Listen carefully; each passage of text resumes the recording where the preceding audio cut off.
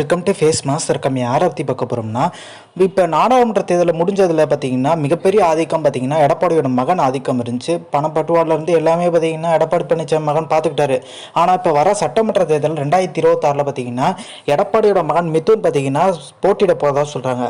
So அதுக்கான முயற்சியை ஈடுபட ஆரம்பிச்சிட்டாங்க. இப்போ எப்படி ஸ்டாலின் மகன் பார்த்தீங்கன்னா துணை முதலமைச்சர் உதயநிதி ஸ்டாலின் ஆனரும், அதே மாதிரி ஆட்சி நம்ம பிடிச்சி நம்ம மகனே பார்த்தீங்கன்னா துணை முதலமைச்சர் ஆக்கிரணும்ன்றலாம் பார்த்தீங்கன்னா மும்முரமாக வேலை செஞ்சுட்டு இருக்காரு எடப்பாடி பழனிசாமி. ஸோ இதில் மிகப்பெரிய அதிருப்தி பார்த்திங்கன்னா சீனியர்கள் ஆகிட்டாங்க. என்னையா இவர் ஓபிஎஸ் சசிகலா நீக்கணும் தப்பாக போச்சே, நம்ம எடுத்த முடிவு தப்புன்ற மாதிரி உணர ஆரம்பிச்சிட்டாங்க. அந்த 6 பேர் போய் சமாதானம் பேசினாங்கல்ல ஓபிஎஸ் சசிகலா இணைக்கணும்னு சொல்லிட்டு, அவங்க கண்டுக்கவே இல்லை. இப்போ எடப்பாடி இல்லாத அதிமுக உருவாக்கணுன்ற முடிவுக்கு வந்துட்டாங்க முன்னாள் அமைச்சர்லாம்.